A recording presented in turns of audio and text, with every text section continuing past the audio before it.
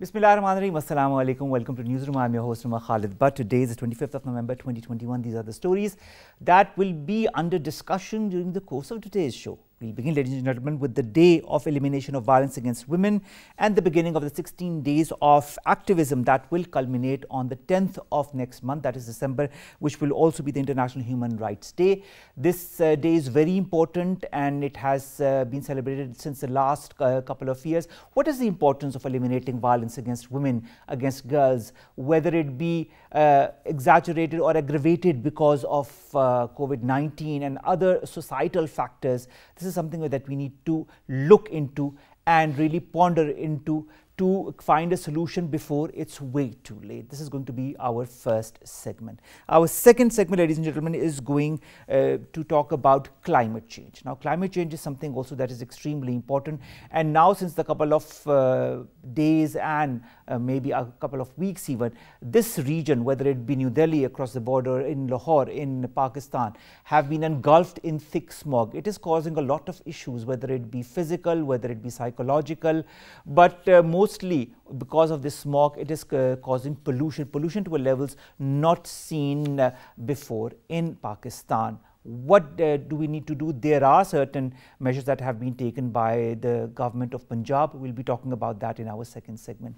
Our third story, ladies and gentlemen, concerns Arooj Aftab. Now, Arooj Aftab is a Pakistani musician who is in the running for 2 Grammy Awards in this year's ceremony, something that even came to a surprise to her when she was nominated, in fact.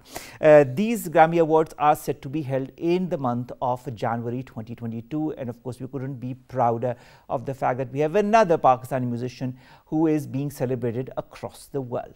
Then we'll be talking about Mubashir Rahmani Saab. He is a Pakistani scientist and of course from the Mehran University of Engineering and Technology, Hyderabad alumnus. He's been named as one of the most influential researchers worldwide in the field of computer sciences. Another achievement that comes from Pakistan. We've got a lot of achievers and we need to talk more and more about them because the world needs to know what hidden treasures we have in our country. And finally, we'll be talking about Palestine, ladies and gentlemen, a very serious issue, what has been going on in Palestine since 1967 and is being now aggravated with every passing year and month in the latest spate of barbarities or issues or attacks, let's put it this way. Israeli forces raided a Palestinian-owned very successful restaurant without any reason whatsoever and of course created havoc there. They did not want employees coming from the West Bank, and of course this is what is causing all of this issue. And also we know of ethnic cleansing that is also being going on in Palestine, and this is going to be our last issue. First segment of the day, ladies and gentlemen, concerns the violence against women, and this is the day, today is the day that starts the 16 days of activism that will end on the 10th of December. That is the International Human Rights Day. Now, in the year 2000, the United Nations General Assembly passed Resolution 54-134 designating the 25th of this month, that is today, as the International Day of Elimination of Violence Against Women. The prevention and elimination of violence against women is critical for well-being and progress of any society. Despite myriad international and regional pledges to eradicate gender-based violence, women continue to endure oppression, violence, intimidation and harassment. In order to address the epidemic of violence against women, 25 November is observed worldwide as a day against gender-based violence since 1981 in special memory of 3 brave women political activists from Dominican Republic who were brutally murdered in 1960. The adoption of Convention of the Elimination of All Forms of Discrimination Against Women by UN General Assembly in 1979 set the global trajectory towards a world free of gender-based violence. Synergizing global efforts by channelizing potential of civil society, women's organizations, youth, corporate sector, state apparatus and media remains hallmark of this global activism. The UN Secretary-General's campaign, Unite, launched in 2008, is to end violence against women by 2030. This year it is marking the 16 days of activism against gender-based violence under the global theme, Orange the World, Fund, Respond, Prevent, Collect. According to UN Women, more than 70% women have experienced gender-based violence at some point of their life. The silver lining in dark clouds of gender-based violence is the fact that in recent months, 135 countries have strengthened actions and resources to address violence against women. As part of international efforts, Pakistan is also actively joining 16 days of activism to ensure strict implementation of preventative laws and raise public awareness. The road towards a gender-sensitive world is still way too long, as ending violence against women will require more investment, leadership and action. Against women. We've been joined by two very eminent guests. Let me introduce them to you one by one. Saman Ehsan, she is a manager for Ending Violence Against Women, Governance and Human Rights. She joins us. Thank you very much, Saman, to have joined us. And our second guest, ladies and gentlemen, is Valerie Khan. She's a gender protection consultant. Valerie, thank you very much to have joined us as well. Let's begin with you, Saman. This day, do you feel that the society in Pakistan, that the different organizations that work for the protection of women have been successful over the years? Because of course this is the day when we talk about the violence against women, and it has only aggravated since the last few years. Do you feel that there is some kind of a ray of light at the end of the tunnel?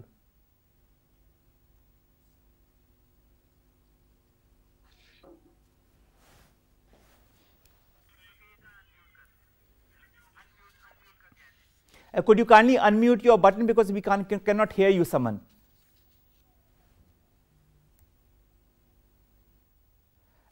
Before that, of course, we are talking about the resolution 54-134 that was passed in 2000 by the United Nations General Assembly, that designates the 25th of November, that is today, as the International Day for Elimination of Violence Against Women. Now, in the year 1979, the Convention of the Elimination of All Forms of Discrimination Against Women was established by the United Nations General Assembly. And then in the year 2000, before that, let's go to 1981, when the women's rights activists recognized the 25th of November, way before the United Nations recognized it as that as well. Saman, thank you very much to have joined us. I hope you can hear us, and I hope we can hear you as well.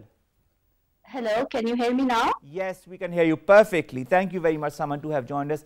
Saman, do you feel that the different organizations and of course the government, we've got a Ministry of Human Rights, have worked and the results are showing, or do you feel there is much more that needs to be done as far as elimination of violence against women is concerned?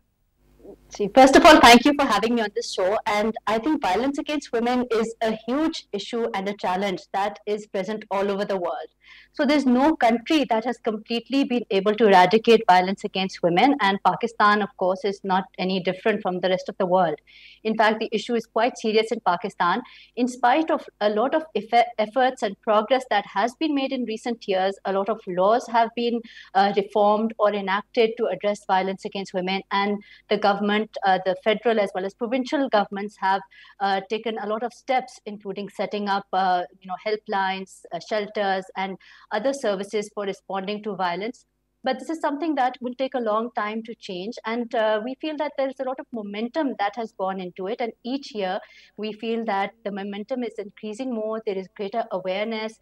You see more reporting of cases. And part of it might be that there are more cases. But definitely, I feel that there is more reporting because there's more knowledge and awareness of their rights among the citizens, which leads to more reporting of cases. So at the federal level, at the provincial level, looking at the international partners, the civil society, there are a lot of efforts, but as I said, this is not something that will change overnight. It will require all of us to collaborate and continue to take concerted efforts to end this menace. All right, Valerie, when it comes to you, you've been working for gender protection since quite some time. Now, when someone says that there is momentum as far as the number of cases is concerned, and she says that there are a lot more cases that are being reported, is it A, because of more awareness amongst the society, or is it because the number of cases have increased? Well, actually, I'm not sure I have the answer to this because we lack data and scientific evidence. But what we can definitely be sure of is that whenever you have a phenomenon of violence and when you raise awareness about it, it results into an increased number of reporting cases, because the first sign of progress is about breaking the rule of silence. And then the COVID-19, the pandemic all over the world, as Saman mentioned, has indeed contributed to also increasing this type of violence because of the stress, economic or mental, or the lack of access to support services that were, linked to this pandemic, basically, and everything was digitalized, and we are not all digitalized. So I think we still need to remain optimistic. Because again, I always quote this example, but Pakistan has actually a world record relating to stopping, or rather reducing, violence against women and girls, and that is with regard to acid attacks. Since 2014, Pakistan has managed to decrease acid attacks by 85%, which is, I repeat, a world record with regard to mitigating and reducing violence against women and girls. So I think even if we have huge numbers, which is part of the awareness, we still need to be optimistic as far as responding to this violence and preventing it is concerned. All right. It's a very important point that you've raised. Although we're extremely happy that there's a reduction in 85%, there are also a lot of other gender-based violence that needs to be tackled with the utmost importance and urgency. Now, Saman, when it comes to stopping the violence, what are the measures that need to be taken by the society, by the people around those women? So I think, first of all, what Valerie mentioned is very important, that there needs to be a legislative framework that provides, the guidelines of what is acceptable and not. And that is the first step. And Pakistan, in fact, has a very strong legislative framework, and many laws have been passed at the federal and provincial level, like Valerie said, on acid attacks. But just having the laws is not enough. The next step is the implementation. For that, we need to have, the structures, the systems, the service providers support the implementation and enforcement of the laws. And this has to be done on two sides, both angles, the prevention side as well as the response. So the whole of society, including the service providers, the duty bearers, need to prevent violence. And when it does happen, we need to support the survivors so they can access services and justice after they've experienced it. With regard to the society, awareness raising is indeed one of the big issues, and in the society, especially on a sensitive issue like violence. So often it happens that the survivor herself does not recognize that it is violence. So that is the first step, that there should be awareness of what is violence. There are different forms of violence. Physical violence is more easier to see and recognize, but emotional violence, financial violence, they are more difficult. And even when there is a very serious physical violence, there are a lot of constraints that hinder women from accessing justice and support. Again, there's lack of awareness of what services there are, what their rights are. And then if they do try to go out and report, it's a male-dominated society. If a survivor goes to a police station with only men, she will be very hesitant to report. So we really need to, in addition to the awareness raising and supporting the survivors at the community level, at the same time, we need to make sure that the services that are being provided are also gender sensitive and accessible, so that when a survivor goes and reaches out for justice, she's not sent from pillar to post and, going from one service to another, repeating her story, getting re-traumatized. And once there is justice, once survivors are supported and justice is meted out to the perpetrators, that will be the biggest prevention, because it will prevent others from repeating this kind of violence. So again, as I said, the response needs to be at all levels, from the legislative framework at the top right down to the individual and family level. All right, Valerie, coming to you, I like this word re-traumatize, because this is something that women go through a lot. A, when they report it to the police. B, when they have to go to the courts to talk again and again and again about these incidents. And we've got a lot of incidents that are happening, some very high profile cases that are in the courts right now, which we cannot talk about. But coming to the root causes, Valerie, of all that is gender-based violence in a society that is South Asia, or Pakistan, or even India, or Bangladesh, or Sri Lanka, what are the root causes that lead to violence against women? Is there a general rule of these root causes, or is it really segregated as per the different regions?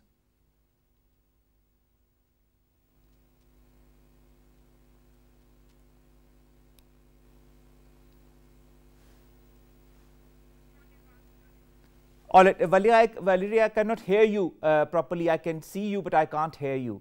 I'm so sorry. Is it better now? Yes, now you can. Sorry. Now I can. Please, could you repeat your answer? So actually, there is one common denominator, which is not only about Pakistan and South Asia, but all over the world, and that is patriarchy, basically. So there is a gender discriminatory framework, which is being translated at a structural, institutional, and sociocultural level. And there is a kind of narrative all over the world that actually sees the society and organizes the society through the lens of men, for men, and with men.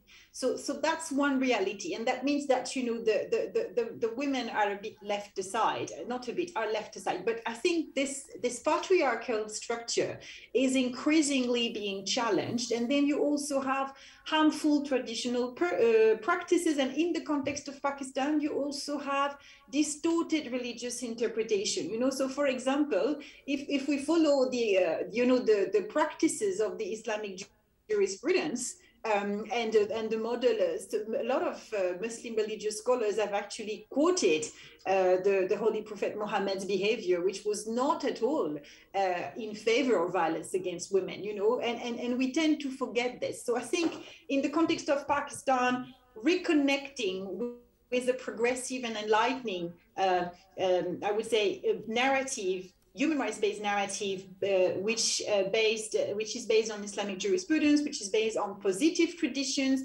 which also raise awareness and legal literacy about what the Pakistani constitution says, where, you know, right to dignity, to security, and non-discrimination is very much present, and legal literacy about the laws that are here to protect women and girls from violence is very much necessary. My experience is that when you actually speak a local language, use local indigenous references to talk to community members and discuss with them how violence against women and girls is actually bad for the family structure, you know, for the happiness of everybody. People can understand that, but we also need to be aware of the fact that there are socio-economic challenges that are very important. There is not enough representation of women in the political sphere, and most importantly, the Federal Ministry of Law and Justice yesterday had the first symposium on inclusion and diversity and launched the first Women in Law Award. We need more women in the justice sector as well. So everything what I'm saying to you now is not only my ideas. The government of Pakistan is actually endorsing that, and I agree with Saman. I think there is an unprecedented historical momentum from the President of Pakistan, from the Federal Ministry of Law and Justice, from several social welfare department or state actors in general, who really want to commit to women's empowerment, to women's welfare, to child rights. We just need to work together in synergy, and that has been what is going on. But you know, it's an intergenerational process, and it's gonna take time. You need to have more women present in all spheres of society to challenge the status quo, and you know, this is why we need 16 days of activism and more. It needs to be, you know, much more than that, actually. All right. Well, if I could just add to what Valerie said. She's defined it very accurately as patriarchy being the underlying framework under which violence against women happens. But we also need to understand that patriarchy is a mindset, and it is not men versus women, or it is not restricted to men. Patriarchy is a mindset that is perpetuated through generations, and women and girls also are brainwashed into that same mindset. And we need to change that throughout the entire population. And at UN Women, we have our He for She champions, who are male gender champions supporting women's rights. So more campaigns like that need to take place so that men can be engaged in ensuring that women have their rights and that violence is ended. All right, another point that Valerie also pointed out that I'd like to ask your opinion on, when it comes to changing mindsets, the role of the local religious leaders and the local community, whether it comes to women as well, is more and more important, becomes even more important at grassroots levels to make the societies understand, especially of a rural background. Do you feel this is achievable in a country like Pakistan? If yes, how long is it going to take? I definitely think it is achievable, but about how long, I'm not really sure. I do think, as me and Valerie, we've just agreed that there is momentum at all levels, and we've also seen commitment from the religious scholars, including the current chair of the Council of Islamic Ideology, Dr. Qibla Ayaz. He is a very progressive, Muslim and a leader who has, supported implementing the spirit of Islam, which, as Valerie said, is not always understood properly. How can you use Islam to do violence against women when your prophet, he never even raised his voice against women? If you follow his example, then you would really end violence against women. So there is that kind of commitment from the religious leaders also. I think we need to have more dialogues with them. UN Women recently organized a dialogue with religious leaders on child marriage, and discussed what is the age for marriage, what should be the legislative reforms, what should be the change in society. And broadly, most of the religious leaders agreed that child marriage is a harmful practice and should be discouraged, but there was sort of not that much agreement on how it should be discouraged. But that is a great step again, that there is some a lot of great steps are being taken. Last question, very quick answer in one sentence. How optimistic do you feel the both of you are as far as the future of women and an end to gender-based violence in Pakistan is concerned? Let's begin with you, Valerie. So optimistic I am, otherwise I wouldn't have been living here for 25 years with my 4 children and my husband. I think we've seen a lot of, again, progress in terms of legislation, in terms of structures to get that legislation enforced. We now have 13 pilot child courts, we have GBV courts, we've got trained judges, we've got active parliamentarians such as Barrister Malika Bukhari and so many others, and we have chairperson of the National Commission on Status of Women, on the National Commission on Human Rights, and the National Commission on Child Rights.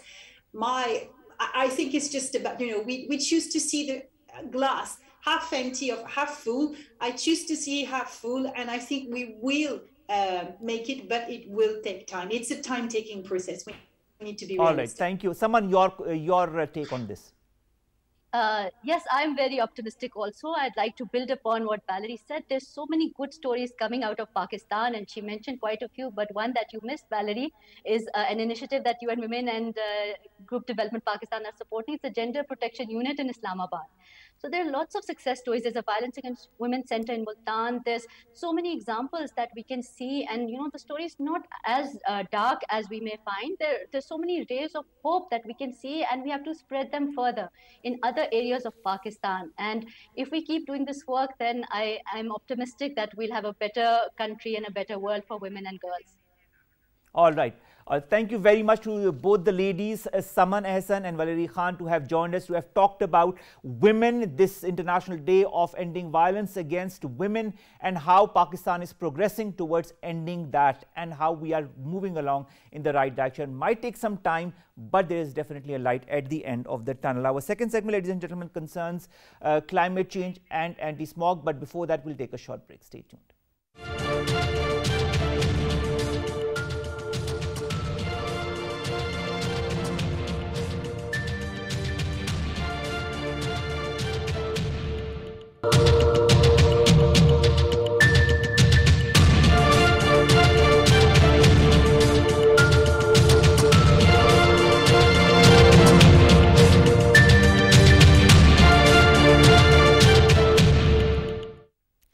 Now, climate change is affecting many countries across the world, Pakistan being one of the most vulnerable. But to add to that is environmental pollution, which causes a lot of issues in cities such as Lahore, and smog is just one of them. In these months, especially the winter months, smog causes havoc inside of Lahore, whether it be due to the wind that comes from New Delhi because of the farmers that are burning their crop, or in Punjab as well, or whether it be the environmental pollution because of the industries that are causing it.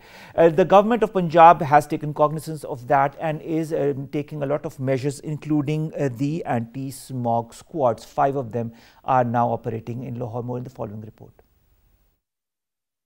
The deteriorating air quality of major global cities has rendered smog a calamity owing to its ability to cause a myriad fatal health hazards. Air pollution is a major health challenge affecting millions of people in Pakistan, and the problem becomes more taxing during winter as smog chokes the major cities. Smog is a toxic mix of smoke and fog, whereby experts as well as UN and World Bank reports have placed the transport sector as the biggest contributor to pollution in Punjab, followed by industry and agriculture. In order to curb an annual pollution spike, the anti-smog squads represents the latest efforts by authorities in Pakistan's provincial capital Lahore to penalize those violating the anti-pollution rules. A report on Air Quality Life Index produced by the Energy Policy Institute at the University of Chicago revealed that on average, Pakistanis are estimated to lose 2 years of their life due to air pollution. According to World Health Organization, air pollution causes an estimated 7 million premature deaths a year globally, mainly as a result of increased mortality from cardiovascular diseases, cancers, and respiratory infections.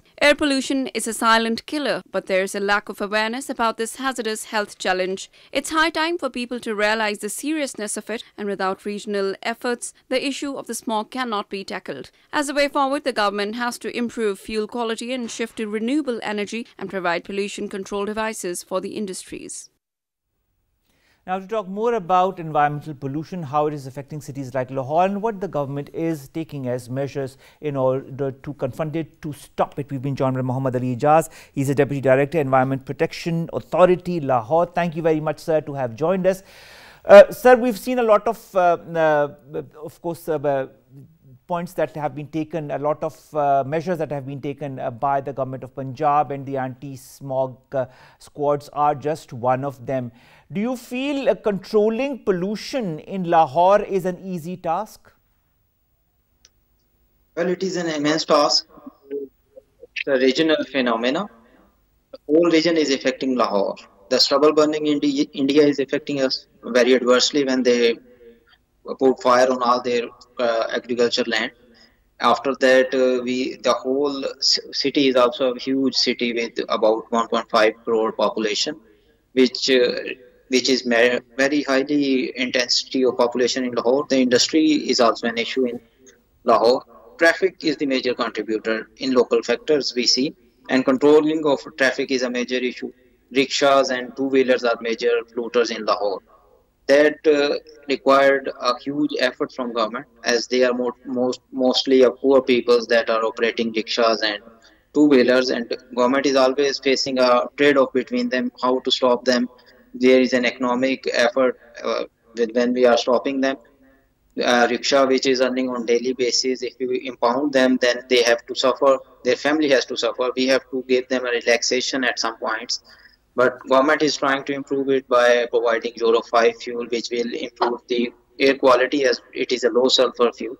After that, you mentioned 5 special squads made by Commissioner Lahore are also playing a major role by controlling industries which are causing emissions and burning tires or substandard fuels. Stubble burning in Lahore is not an issue, but at suburbs of Lahore, we see a lot of stubble burning, like in Sheikhupura and Sialkot, and PDM is taking care of that as well now. Then there is a major factor, that is the power sector. Power sector is also polluting about 12% of the total pollution in Lahore, and government is trying to maximum convert it to the thermal. And recently we see there is a huge change in our policy regarding the hydro powers, and we install a lot of projects in hydro projects which will gradually improve the air quality of the Lahore. Let me say, Ijaz, on the one hand, the government is taking a lot of measures in order to curtail environmental pollution in Punjab, in Lahore. But also this comes hand in hand with making people aware of this issue of environmental pollution and what they are doing right and what they aren't. Do you feel that your department with the government of Punjab and other departments could work together for that as well, public awareness? Well, that points I mentioned are from the enforcement side. Government can enforce the things, but the result can only be achieved when there is a voluntarily effort from the people and general public. They have to realize that the vehicle they are using, if polluting, they should avoid it. They should reduce their movement during the smoke seasons. They should tune up their scuppers at industries that they are polluting, and does not require to use a substandard fuel. As we convert the vehicles to the zigzag, technology, it requires a 30% less fuel, minimum 30%, 30 to 50%, which will provide the economic benefit to the people as well. But still we are facing resistance from the people when we are providing the benefit at that side. Government is providing soft loans, Punjab government is providing soft loans to the people. And government is trying all at best for the awareness as well as for enforcement. For awareness, we are doing programs at different channels. We are trying to do seminars year around. But during the smoke season, it is an emergency situation. We have to brutally control that by the enforcement and shut down the industries which are causing emissions and impound the vehicles. All right. Thank you very much, Muhammad Ali Ijaz Saab, to have given us a lot of information about what the government is doing, whether it be by informing the people to stop doing what they are in order to decrease environmental pollution, or whether it be the authoritative measures that the government is taking and your authority as well is taking in order to curtail the rise in environmental pollution in Lahore. We really hope all these efforts bear fruit and at the earliest. With that, we come to an end of today's newsroom. We'll see you inshallah tomorrow with news stories and segments that concern and pertain to you, us and to Pakistan. Stay safe, get yourselves vaccinated, follow the SOPs. Allah Hafiz.